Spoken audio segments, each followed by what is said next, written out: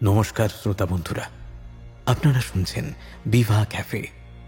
আজকে আমরা আপনাদের জন্য নিয়ে এসেছি জয়ন্ত দে রচিত একটি অনবদ্য কাহিনী, মকরন্দের শেষ ট্রেন। গল্প পাঠ ও জগদীশের চরিত্রে কৌশিক। শুরু হচ্ছে আজকের কাহিনী, মকরন্দের শেষ ট্রেন।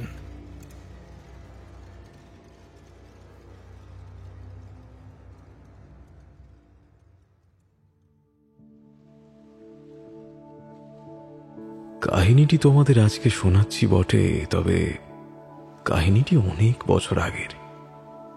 কাহিনীটি আমি শুনেছিলাম রমানাথ বাবুর কাছ থেকে। জনতা সরকারের পতন ঘটেছে, ভারতবর্ষের মসনদে আবার সমহিমায় ফিরে এসেছেন ইন্দিরা গান্ধী। ফিরে এসেই ঘোষণা করেছেন গ্রামে গ্রামে বিদ্যুৎ পৌঁছে দেবেন। চারিদিকে শুরু হয়েছে বিশাল কর্মযজ্ঞ। তাঁবুর মধ্যে তখনও হ্যাজাক জ্বলেনি। সারাদিনের পরে মাঠ থেকে ফিরে এসে রমানাথ ক্যাম্বিসের খাটে একটু আরাম করে বসেছে। এখান থেকে বসে বসে দেখতে পাচ্ছে দুজন শ্রমিক বসে পরপর রাখা হ্যাজাকগুলো পরিষ্কার করছে।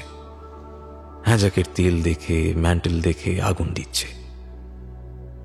এক একটা হ্যাজাক জ্বলে উঠতেই চারিদিক দিনের আলোর মতন ঝকঝকে হয়ে উঠছে।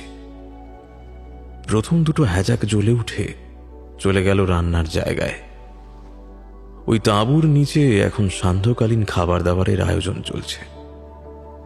আয়োজন বলতে মূলত চা, তার সঙ্গে মুগ কলাই সেদ্ধ আর মুড়ি, কোনো কোনো দিন ওই আলুর পকৌড়া। চা পর্বের পরে রাতের খাবার ব্যবস্থা হবে।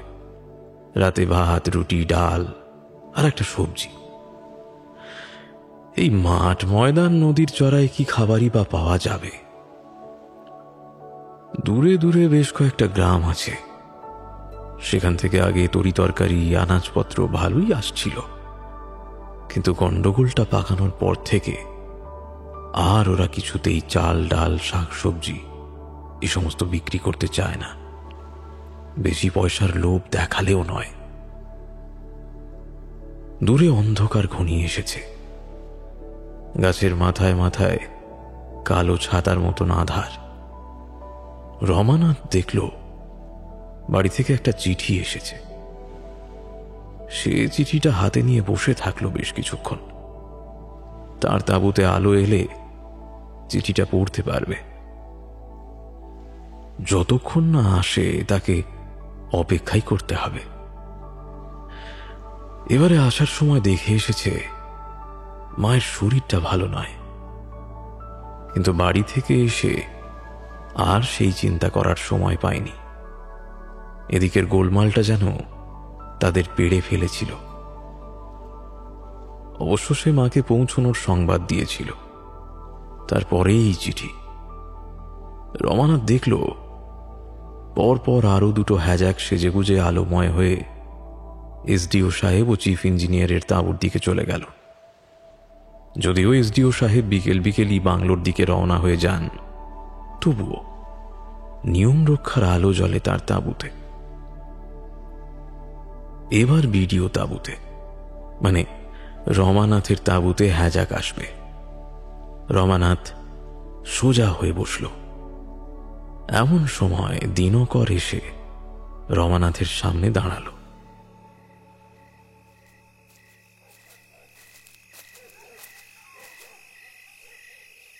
স্যার, আপনার একটা চিঠি এসেছিল, দেখেছেন? হ্যাঁ দেখেছি, কিন্তু পড়তে পারিনি। আলোটা আসুক। আপনি কি আর কিছু বলতে চান দিনকর বাবু? তা আপনাদের এদিককার খবর কি? খবর তো ঠিকই আছে স্যার, তবে আনাজপত্রের বড় অভাব। আপনি যদি এসডিও সাহেবকে বলে একটা গাড়ির ব্যবস্থা করেন, আমি লোক পাঠিয়ে দূর দূর জায়গা থেকে ওই চাল, আনাজপত্র এসব তুলে নিয়ে আসতে পারি।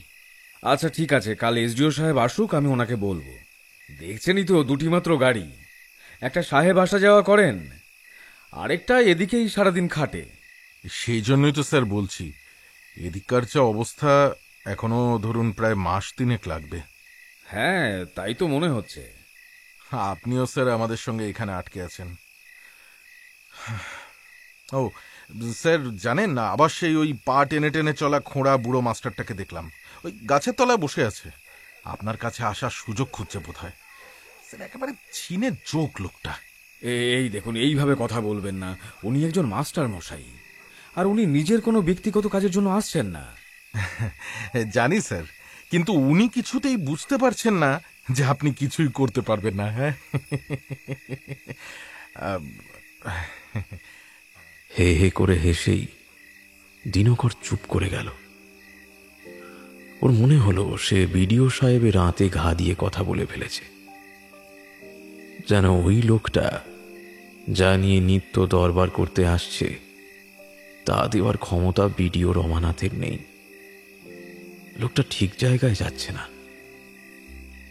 রমানাথও চুপ করে। তার বিরক্ত লাগছে। চারিদিকে বেশ অন্ধকার হয়ে আসছে, অথচ আলো আসছে না। বলতে বলতেই হ্যাজাক এসে পড়ল।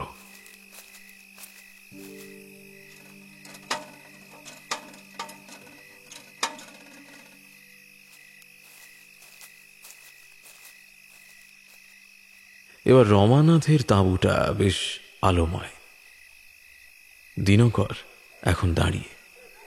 দিনকর বাবু, আপনি তো সব বুঝেছেন। দেখুন, ওই মাস্টারমশাইয়ের ডিমান্ড মেটানোর ক্ষমতা যে আমার নেই, সে কথা ওনাকে গিয়ে একটু বুঝিয়ে বলুন না। আমি আসলে স্যার কি বলবো, আসলে সত্যি বলতে কি, ওনার আবদারটাও ঠিক বেয়ারা নয়। আর উনি অনেক দিনই হলো ঘুরছেন। আমার আগেই উনি অনেক বিডিও, এসডিও, বিদ্যুৎ পরিষদ করেছেন। স্যার ওই গাড়ির কথাটা একটু মাথায় রাখবেন। দিনকরের কথায় রমানাথ কোনো উত্তর করল না। দিনকর বুঝল আর কথা বাড়ানো উচিত নয়। এইবার মানে মানে কেটে পড়া ভালো। সে একবার মাথা চুলকাল, তারপরে ঘুরে পিছন দিকে হাঁটা লাগাল। রমানাথ তার যাওয়ার পথের দিকে একবার তাকিয়ে হাতের চিঠিটা নিয়ে খুলে বসল। মায়ের চিঠি। সবাই ভালো আছে। রমানাথ হাসল। মা খারাপ থাকলেও চিঠিতে ভালোই থাকেন। চিঠি পড়তে পড়তে খাবার তাঁবু থেকে হাঁক পড়ল। রমানাথ ঘাড় তুলে দেখল শ্রমিকরা চা মুড়ির জন্য দল বেঁধে এগিয়ে যাচ্ছে। ওর তাঁবুর সামনে এসে দাঁড়ালো মকরন্দ। ওর হাতে প্লেট। মুড়ি, ছোলা সেদ্ধ আর চা রেখে গেল। ছেলেটার চুলের বাহার আছে বেশ। চায়ে চুমুক দিয়ে রমানাথ চিঠিটা তুলে একবার মুখে ঘষল, নাকে চেপে ঘ্রাণ নিল। হঠাৎ তার মনে হলো দূরে আধো অন্ধকারে সেই বুড়ো মাস্টার যেন নড়ে উঠলেন।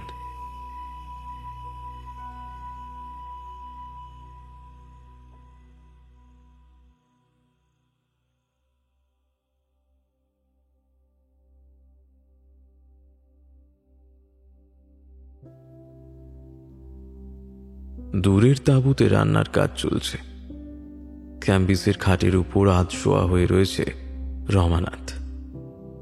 সারাদিনের কাজের ধকলটা মারাত্মক। নদীর ওপর এই ব্রিজটা বিশাল বড়। এখন শুকার সময়। নদীটা দেখলে টের পাওয়া যায় না বর্ষাকালে এ কেমন রূপ ধরে। এখন চারিদিকে শুধু বালি আর বালি, কিন্তু বর্ষায় দোকুল ভাসিয়ে এক ভয়ঙ্কর কাণ্ড ঘটায়। বর্ষা আসার আগেই এই ব্রিজের কাজটা শেষ করতে হবে। ওপর মহল থেকে প্রচণ্ড চাপ দিয়েছে। সামনে ভোট। সরকার এই ব্রিজটা আর ফেলে রাখতে চাইছে না। ওপরের চাপ নামতে নামতে এসে পড়েছে রমানাথের ওপরে। রমানাথ তাই নাওয়া খাওয়া ভুলে তাঁবু গেড়ে এই মাঠেই পড়ে রয়েছে।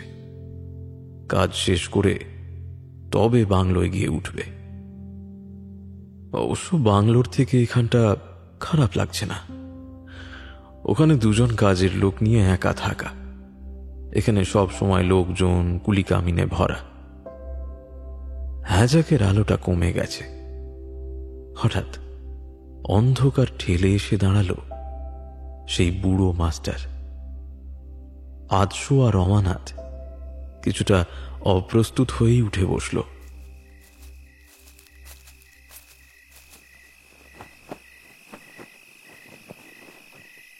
আপনি? হ্যাঁ স্যার, এলাম। আপনি কাগজপত্রগুলো কি দেখতে পেরেছিলেন? না না জগদীশবাবু, আমি এই তাঁবু ছেড়ে এখন কোথাও নড়তে পারবো না। আপনি অহেতুকই বলছেন। দেখুন, আগে এদিককার কাজটা মিটুক, তারপর আমি চেষ্টা করব। জগদীশবাবু তাঁবুর সামনের আলো পিঠে নিয়ে দাঁড়িয়ে রয়েছেন। এভাবে দাঁড়িয়ে থাকার জন্যই তার শরীরটা আধারে ঢাকা হয়ে আছে। হাতে একটা লাঠি, যাতে ভর দিয়ে দাঁড়িয়ে আছেন। হ্যাজাকের আলোর সামনে দাঁড়িয়ে আছেন বলে মুখটা পরিষ্কার দেখা না গেলেও বয়সের ভারের শরীরটা একটু সামনের দিকে ঝুঁকে রয়েছে, সেটা বোঝা যাচ্ছে। আমাদের গ্রাম পেরিয়ে 2টো গ্রামে বিদ্যুৎ চালু হয়ে গেল, আর আপনারা আমাদের গ্রামের কথা বেমালুম ভুলে গেলেন। বিদ্যুৎ পর্ষদের খাতায় কলমে হরিণচড়া গ্রামটাই নেই স্যার। আপনি ছাড়া আপনাদের খাতায় হারিয়ে যাওয়া এই গ্রামটাকে কে ফিরিয়ে নিয়ে আসবে? হ্যাঁ মাস্টার মশাই, আপনি সবই ঠিক বলছেন। হরিণচড়া গ্রামে বিদ্যুৎ পৌঁছয়নি। আসলে ওরা গ্রামটাকে নথিভুক্ত করতেই ভুলে গিয়েছে। আর তখন কিন্তু আমি ছিলাম না। এমন ভুল আমার নয়। তাই এই মুহূর্তে সব কাজ ছেড়ে আপনাদের গ্রামে বিদ্যুতায়নের জন্য ঝাঁপিয়ে পড়তে পারি না। আগে ব্রিজের কাজটা শেষ হোক। আমি কথা দিচ্ছি, আমি নিশ্চয়ই চেষ্টা করব যাতে আপনাদের গ্রামে বিদ্যুৎ ঢোকে। আপনার আগে যিনি ছিলেন তার কাছে হাঁটতে হাঁটতে আমার জুতোর শুকতলা ক্ষয়ে গেছে। তার আগের জন তো ভুলটা আপনাদের নয় বলে উড়িয়ে দিয়েছেন। উনিও ভুল কিছু বলেননি। ভুলটা আমাদের নয়, বিদ্যুৎ পর্ষদের। ওরা যে সার্ভে করেছিলেন তাতেই গোলমাল থেকে গেছে। সবই তো সরকারি দপ্তর, আপনাদের নিজেদের ব্যাপার। আপনারা নিজেদের ভুল নিজেরা শুধরে নিলেই সমস্যাটা মিটে যায়। আমাদের গ্রাম একটু আলো পায় আর কি। সন্ধেবেলা ছেলে মেয়েগুলো পড়তে পারে। কত কেরোসিন কিনবে? আশেপাশে গ্রামে আলো জ্বলছে, অথচ একদিকটা কেমন মরে আছে। একটা সেচ বসতে পারে। দেখছেন তো চারিদিকে কেমন শুখা বালি, জলের কেমন আকাল। একটা ডিপ টিউবওয়েল বসলে এইখানকার মানুষের বড় উপকার হয় স্যার। জগদীশবাবু, আমি সবটা বুঝছি, কিন্তু আমাকে তো একটু সময় দিতে হবে। কত সময় চান স্যার? এই তো, এই ব্রিজের কাজটা শেষ হোক।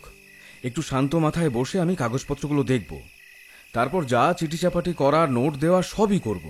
এমনকি আমি সরকারি ফাইলে আপনাদের গ্রামের নামটাকে আবার ঠিক জায়গায় বসিয়ে দেব। দেখুন, তারপরে বিদ্যুৎ পর্ষদের ব্যাপার। একটু দেখুন, বড় উপকার হয়। নিশ্চয়ই, আমি দেখব। আমি তাহলে আসি স্যার, নমস্কার। আচ্ছা জগদীশবাবু, এদিকে যে খুব সমস্যা, আপনি তো নিশ্চয়ই জানেন। ওই যে ফুলডি গ্রামের একটি মেয়েকে খুঁজে পাওয়া যাচ্ছে না। ওদিককার তো কেউ বিশ্বাসই করতে চাইছে না যে এ ব্যাপারে আমাদের কেউ কিছুই জানে না। কেননা আমি নিজে সমস্ত খাতা চেক করেছি। আমাদের কোনো লোক, তা সে কুলকামিন হোক বা অফিসের দিকেরই হোক না কেন, কেউ এখান থেকে যায়নি। এখন গ্রামের লোকজন বলছে এখানকার কেউ মেয়েটাকে ভাগিয়ে নিয়ে গেছে। কেননা এখানকার একজনের সঙ্গে নাকি মেয়েটাকে টিলার ওধারে 2-1 বার দেখা গিয়েছিল। সেই ছেলেটাকে শনাক্ত করাও যাচ্ছে না। মেয়েটা গ্রামে নেই এটা যেমন ঠিক কথা, জগদীশবাবু আপনি তো মানবেন, এটাও তো ঠিক কথা যে আমাদের এখান থেকে কোনো একজন কম পড়েনি। একজন কম হলে ভাবতে পারি যে মেয়েটা তার সঙ্গে পালিয়ে গেছে, তাই না? মেয়েটা গ্রামে নেই স্যার, আমিও শুনেছি। তাহলে এবার আপনিই বলুন, মেয়েটার নিরুদ্দেশের সঙ্গে কি আমাদের কোনো রকম যোগাযোগ আছে? গ্রামের লোকেরা আমাদের চাল আনাজপত্র দেওয়া বন্ধ করে দিয়েছে। আমরা এতগুলো লোক আপনাদের ভরসায় এখানে এসেছি, আপনাদের কাজ করতেই তো এসেছি। এই ব্রিজটা হলে গাড়ি যাবে, রেল যাবে, কিন্তু কোনো সহযোগিতাই পাচ্ছি না। উল্টে যা দেখছি না খেতে পেয়ে মরতে হবে। আর এই ব্রিজের কাজও শেষ করতে পারবো না, কেননা যে টাকা বরাদ্দ হয়েছে তা যদি ইয়ার এন্ডিংয়ে একবার ফিরে যায়, সরকারি ঘর থেকে তা উদ্ধার করে আনা অতটা সহজ কথা নয়। আপনি তো জানেন সব। আপনি একটু দেখুন জগদীশবাবু, সমস্যাটা যদি মেটানো যায়। আপনারা চারপাশের গ্রামের বিশিষ্ট মানুষজন আসুন, আমি আপনাদের সামনে সবাইকে লাইন করে দাঁড় করিয়ে দেব। আপনারা খাতা দেখে মিলিয়ে নেবেন কেউ অ্যাবসেন্ট আছে কিনা, তাহলেই তো বুঝবেন মেয়েটা উধাও হলেও আমাদের কোনো ছেলের সঙ্গে সে পালিয়ে যায়নি। খাতা কলমে সব সময় সত্যি কথা লেখা থাকে না স্যার। ইতিহাস বইগুলো জানেন তো বেশিরভাগই ভুল, মন গড়া। এই তো আপনারাও খাতায় কলমে একটা গোটা গ্রামকে একেবারে মুছে দিলেন, আর একটা মানুষের অস্তিত্ব ঘুচিয়ে দিতে কতক্ষণ? তাতে আমার লাভ কি জগদীশবাবু? কারোর সঙ্গে যদি মেয়েটা চলে যেত, আমরা একটা পুলিশ কেস করে দিতাম, সে যে মূল্যকেই থাকুক ধরা পড়ত। আমি নিজে দাঁড়িয়ে থেকে পুলিশ ডেকেছি, তারাও তো কোনো হদিশ করতে পারেনি। সবই স্যার আপনাদের ব্যর্থতা, পুলিশও তো সরকারের। আপনি এত বড় বড় কথা বলছেন জগদীশবাবু? আপনি একজন শিক্ষক, সারা জীবন সবার ভুল ধরে এসেছেন, আর এখন এসে আমাদের ভুল ধরছেন। দেখুন, ভুল ধরা কিন্তু সহজ, কাজ করাটা কঠিন। ভুল ধরিনি স্যার, সারা জীবন ধরে শিখেছি আর সংশোধন করেছি। ভুল সংশোধন করে শিখতে চেয়েছি। তবে এটাও সংশোধন করুন। এটার সংশোধন করা যাবে না স্যার। সংশোধন করা যাবে না? এটা কেমন কথা? আপনি সংশোধন করুন, আমিও আপনার গ্রামের নাম সংশোধন করে নেব। আপনি সংশোধন করতে পারবেন, আমি সংশোধন করতে পারবো না স্যার। আমি শিক্ষক, আমাকে আমাকে শাস্তি দিতে হবে। বেদ, বুঝলেন? কয়েক ঘা বেদ। বেদ না পড়লে সত্যিটা জানা যাবে না। তাহলে আপনি তাই করুন, শাস্তি দিন, বেদ পেটা করুন। যে অন্যায় করেছে সে শাস্তি পাক।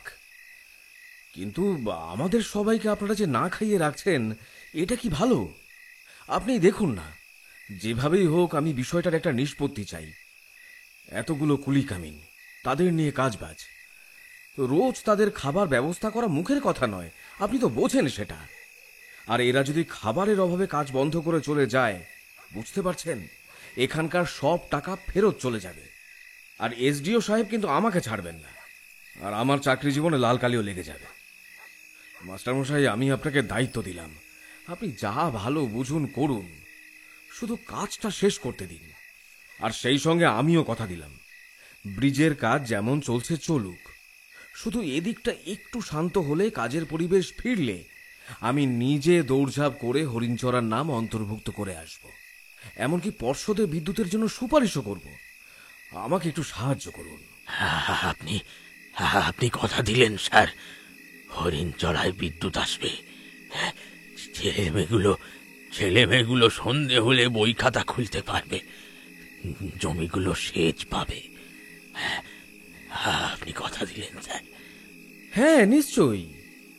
আপনি একজন শিক্ষক, আমি আপনাকে সম্মান করি। প্লিজ মাস্টার মশাই, আমাকে একটু সাহায্য করুন। দেখুন, যে বা যারা এই গোলমাল পাকিয়েছে, আপনি তাদের শাস্তি দিন না, তাদের যা পারেন করুন। জগদীশবাবু দুহাত তুলে নমস্কার করলেন, তারপর ধীরে ধীরে পা টেনে টেনে অন্ধকারে মিলিয়ে গেলেন।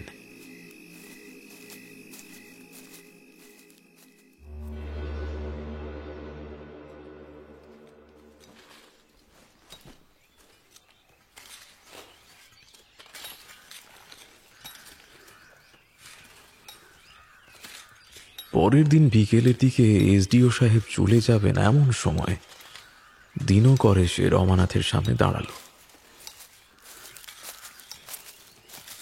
স্যার, এসডিও সাহেবকে আপনি বলেছেন গাড়ির কথা? আর 2 দিন, বড়জোর 3 দিনের চাল বা আলু আছে, এরপর কিন্তু একেবারে হরিমটর। আপনি 3 দিন বলেছেন? উফ, কি যে করেন না। চিন্তা করবেন না, 3 দিনের মধ্যে চাল আনাজের ব্যবস্থা হয়ে যাবে। গোলমাল মিটে যাবে বলছেন স্যার? দুঃখা দুঃখা দুঃখা দুঃখা। তবে স্যার, এদিকে একটা অদ্ভুত কাণ্ড হয়েছে জানেন? হ্যাঁ, কি হয়েছে? আপনি মকরন্দকে চেনেন তো?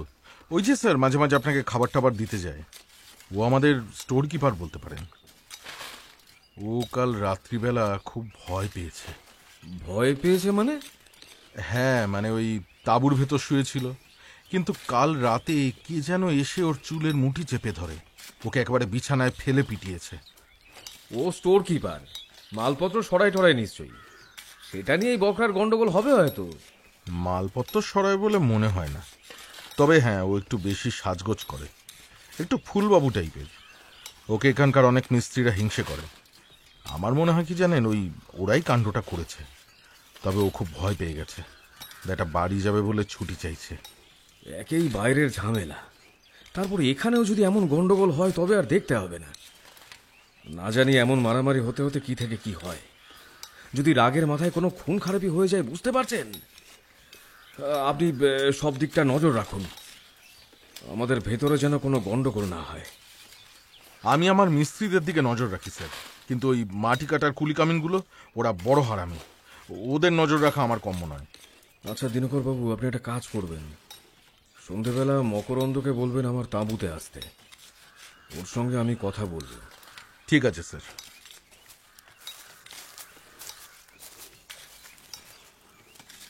দিনকর বাবু ফিরে গেলেন। একটু পরে এসডিও সাহেব চলে গেলেন। সূর্য পাটে গেল, দিনের কাজও শেষ। সবাই কাজ গুটিয়ে তাঁবুতে। গ্রীষ্মে এই সময়টা বড় মনোরম। তাঁবুতে ফিরে ক্যাম্বিসের খাটের উপরে টান টান হয়ে শুয়েছিল রমানাথ। এমন সময় দরজার সামনে এসে দাঁড়াল মকরন্দ। স্যার, আমাকে ডেকেছেন? কাল রাতে কারা তোমার উপর হামলা চালিয়েছিল, কিছু বলতে পারো? একজনই স্যার, আমি ঘুমোচ্ছিলাম, কিছু বুঝে ওঠার আগেই এমন মার মারলো। তা কেন মারলো? বলতে পারবো না স্যার, তবে তবে হাতে একটা লাঠি মতো ছিল। আমি লাঠিটা একবার চেপে ধরার চেষ্টাও করেছিলাম, কিন্তু পারলাম না। গায়ে খুব জোর স্যার, আমাকে ধাক্কা মেরে সপাটে ফেলে দিল। মুখটা পরিষ্কারভাবে দেখতে পাইনি, কিন্তু কিন্তু দু চোখে যেন এক রাশ ঘৃণা, দু চোখ ঠেলে বেরিয়ে আসতে চাইছে যেন। তোমার কি মনে হয় কে করতে পারে এমন কাজ? আমাদের দিকের কেউ না, তাহলে আমি ঠিক বুঝে যেতাম। আমার মনে হয় কুলি কামিনদের কাউকে পয়সা দিয়ে কেউ এই কাজটা করিয়েছে। তুমি যদি তাকে চিহ্নিত করতে পারতে তবে আজই আমি ওকে তাঁবু থেকে তাড়াতাম। আচ্ছা, তুমি কি একা শোও? শোনো, আজ থেকে কাউকে সঙ্গে নিয়ে শোবে, আর সঙ্গে টর্চ রাখবে। আচ্ছা ঠিক আছে, তুমি এখন যাও। স্যার, বলছিলাম যে আমাকে যদি ছুটি দেন আমি দিন চারেক বাড়ি থেকে ঘুরে আসতাম। আমি দিনকর বাবুকে বলেছি, ওনার অসুবিধা নেই, বলেছেন আপনাকে বলতে। আপনার অনুমতি পেলে। দু চোখ বন্ধ করে রমানাথ ভাবল, এই ছেলেটাকে কাল কেউ মেরেছে। কে মেরেছে বোঝা যাচ্ছে না, অথবা ছেলেটা জেনেও সেটা বলছে না। মানে কোনো একটা গোলমাল পাকিয়েছে এরা ভেতরে ভেতরে। এখন এখান থেকে ওকে সরিয়ে দিলে বড় কোনো গোলমাল এড়ানো যাবে। কবে থেকে ছুটি চাও? কাল সকালেই চলে যেতাম স্যার, সোমবার ফিরতাম, মানে ওই 4 দিন। দিনকর বাবুকে বলো আমার কোনো অসুবিধা নেই, তুমি একবার ওকে ডেকে দাও। দিনকর বাবু তো গ্রামের দিকে গেছেন, দুটো গ্রামের মোড়লদের সঙ্গে কথা বলবেন, বলেছেন ফিরতে একটু রাত হবে। ও আচ্ছা আচ্ছা, ঠিক আছে, তুমি যাও। মকরন্দ নমস্কার করে চলে গেল।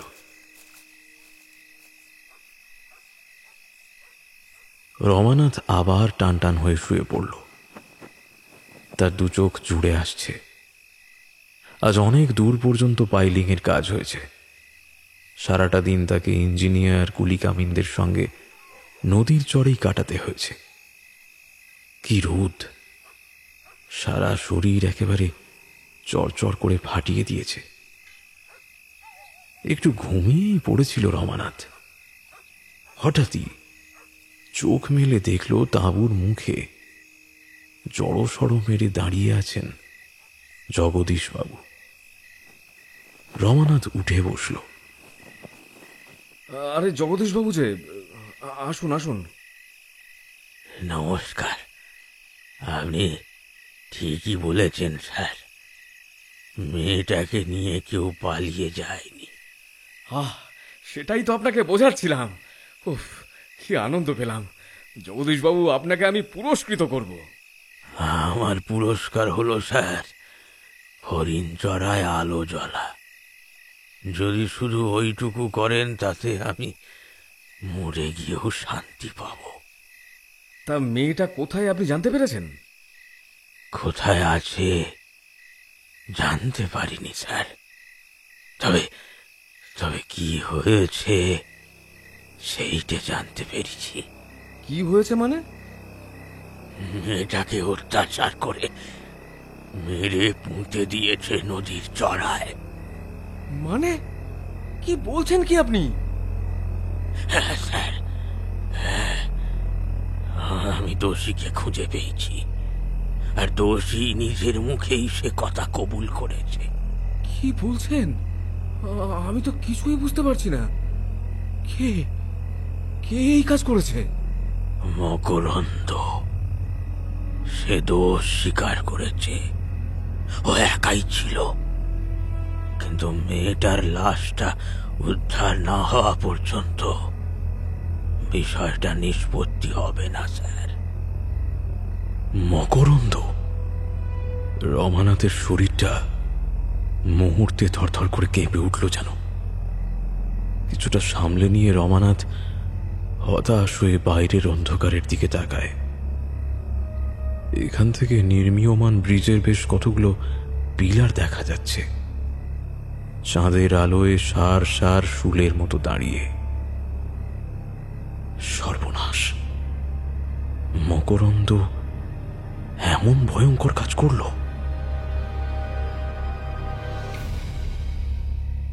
আমার মনটা খুব খারাপ স্যার।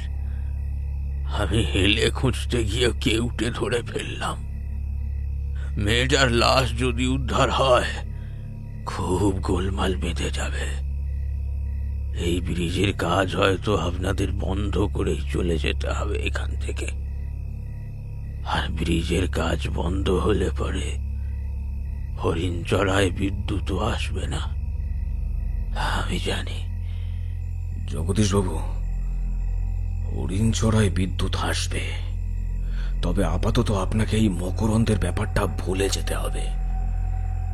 ও কাল সকালে দেশে চলে যাচ্ছে। এদিকটা আমি সামনে নেব। ভাত ছড়ালে কাকের অভাব হবে না। বেশি দাম যদি দিই, চাল আনাজ সবই পাবো। প্রয়োজনে গাড়ির ব্যবস্থা করে অন্য জায়গা থেকে মাল নিয়ে এসে আমি সামলে নেব। শুধু আপনি কিছু বলবেন না। ভুলে যাব বলছেন? তা কি করে হয়?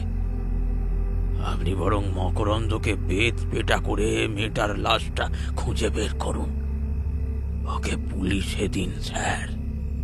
মাস্টার মশাই, তাই করতাম যদি তাতে শান্তি আসতো, কিন্তু সেটা করলে আগুন জ্বলবে, ব্রিজের কাজ করা অসম্ভব হয়ে দাঁড়াবে। না মাস্টার মশাই, না। খোঁজ তল্লাশি করবেন না তাহলে? আপনি আপনার খোঁজ তল্লাশি থামান। দেখুন, ব্রিজ বন্ধ হলে কিন্তু আর কোনো দিন হরিণ ছড়ায় আলো জ্বলবে না। আর আপনি কি সেটা চান? একটা গ্রামে আলো জ্বালানোর জন্য এত বড় একটা সত্য চাপা দিয়ে দেবেন স্যার? মকরন্দ কোনো শাস্তি পাবে না?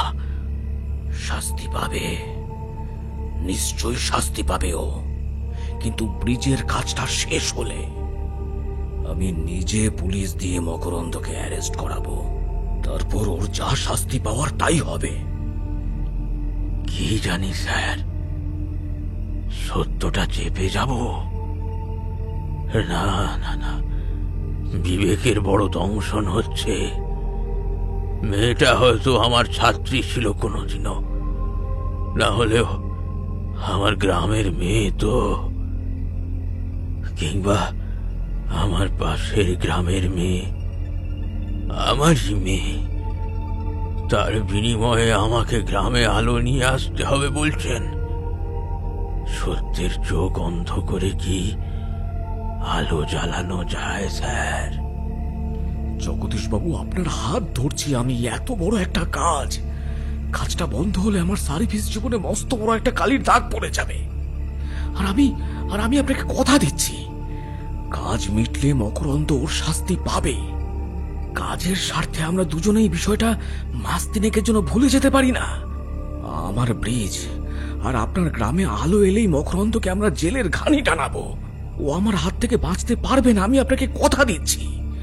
শুধু শুধু প্লিজ আপনি 3টে মাস একটু চুপ করে থাকবেন, প্লিজ মাস্টার মশাই। আমি বলছি স্যার, আমি বলছি আপনি লেখাপড়া করা মানুষ। আপনাকে বিশ্বাস করতে ইচ্ছে করছে, কিন্তু আমার বিবেক আমাকে বড় হেনস্থা করছে। ঠিক আছে স্যার, আপনার কথাই থাকলো। আমি আসি স্যার। না না, আপনি এখন যাবেন না। আপনাকে আরো একটা কাজ করে দিতে হবে। আপনি এখনই সঙ্গে করে মকরন্দকে নিয়ে যান, স্টেশনে নিয়ে গিয়ে রাতের ট্রেন ধরিয়ে দিন।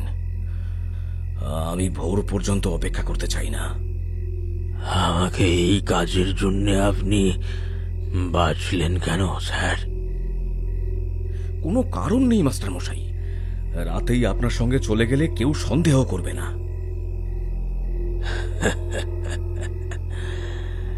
না স্যার, আপনি এটা ঠিক বলছেন না।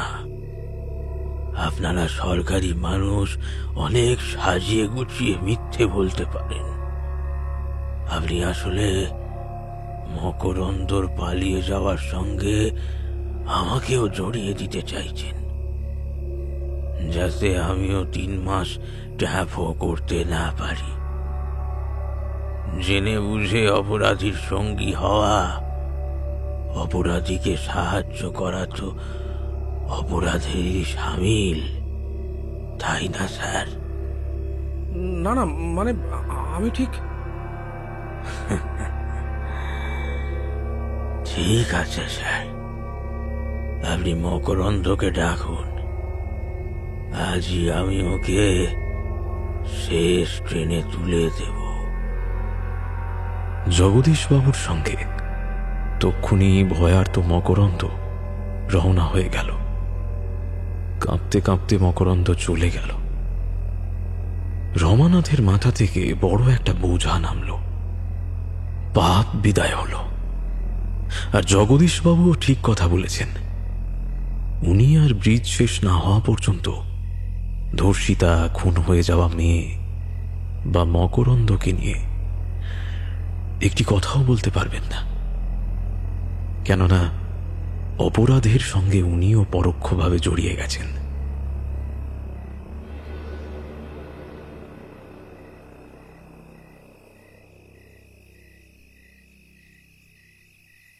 ওরা চলে যাওয়ার পরেও রমানাথ থম মেরে বসে।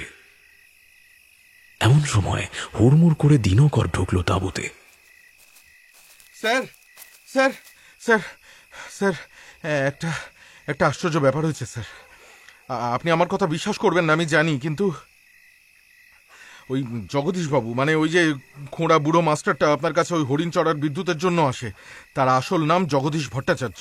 তিনি হরিণ চড়ার লোক, খুব বিদ্বান মানুষ, কিন্তু কিন্তু উনি নাকি বছরখানেক আগেই মারা গেছেন। কি কি বলছেন আপনি? মারা গেছেন মানে? আমি আমি আমি ঠিক বলছি স্যার, বিশ্বাস করুন। উনি ওই হরিণ চড়ার বিদ্যুৎ আসার জন্য খুব লড়াই করেছেন। তা উনি আমাদের এখানে বিদ্যুতের জন্য ওই দরবার তদবির এসব করেছেন। এসব শুনে গ্রামের লোকেদের কি হাসাহাসি।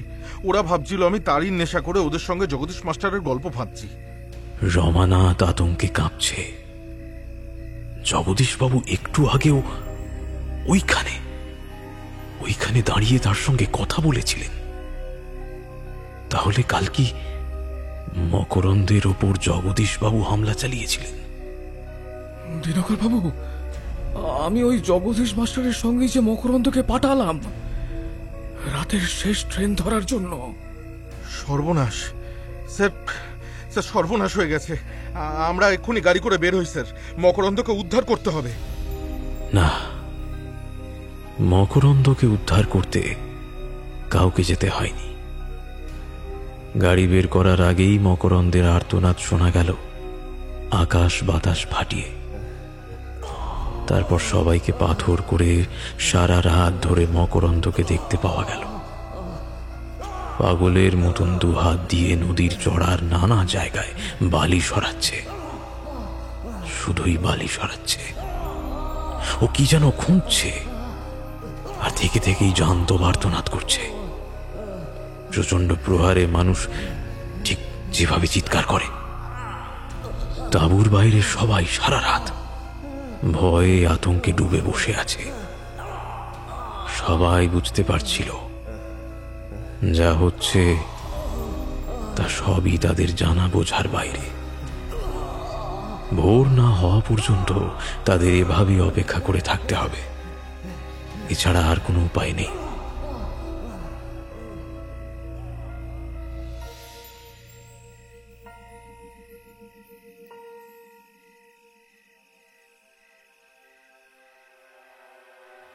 রাত শেষ হয়ে একসময় ভোরের আলো ফুটলে মৃত মকরন্দকে দেখতে পেল কুলিকামিনরা। ওর সারা শরীরে প্রচন্ড মারের কালশিটে দাগ। রমানাথ বলল, বেতের দাগ। ওর বুকের ভেতরেও বল্লমের মতন একটা বেতের লাঠি ঢোকানো। ও যেখানে পড়েছিল তার পাশেই একটা গর্ত, সেখানে একটা মেয়ের গলা পচা লাশও ছিল। মারের চোটে মকরন্দ ওর পাপ নিজের হাতে খুঁড়ে বের করে দিয়েছে। ব্যাস, গল্প এখানেই শেষ।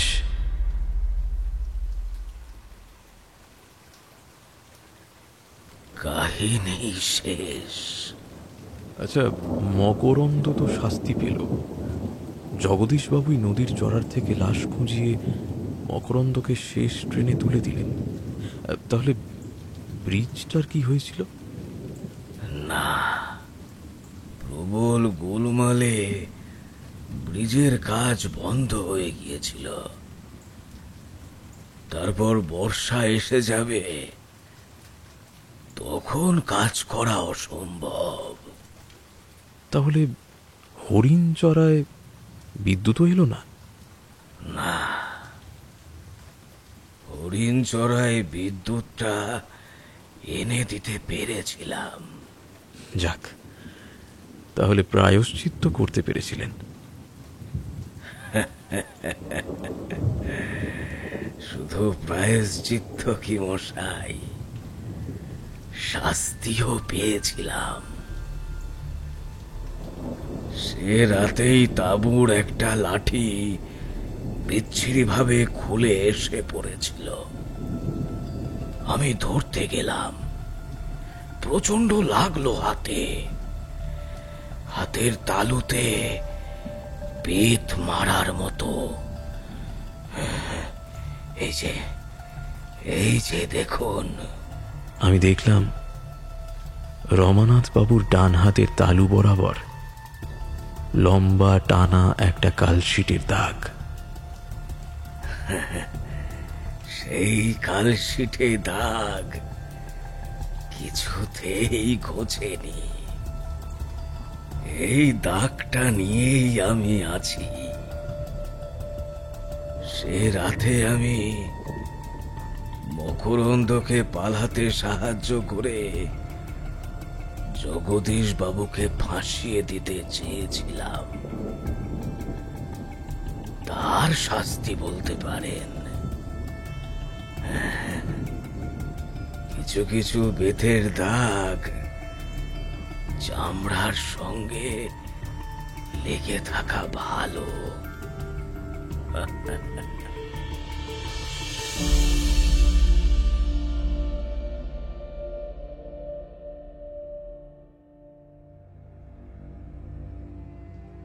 শুনছিলেন বিভা ক্যাফে নিবেদিত জয়ন্ত দে রচিত আজকের গল্প মকরন্দের শেষ ট্রেন। গল্প পাঠ ও জগদীশ ভট্টাচার্যের ভূমিকায় কৌশিক। অন্যান্য চরিত্রে রমানাথ, মলয়, দিনকর, অভিষেক, মকরন্দ, শুভদীপ্ত। গল্পটি কেমন লাগলো জানান আমাদের কমেন্ট বক্সে, এবং ভালো লেগে থাকলে শেয়ার করতে পারেন আপনাদের প্রিয়জনের সঙ্গে। তাহলে পরবর্তী গল্প নিয়ে ফিরব খুব শীঘ্রই। ততদিন ভালো থাকুন এবং শুনতে থাকুন বিভা ক্যাফে, গল্প শোনার সঠিক ঠিকানা।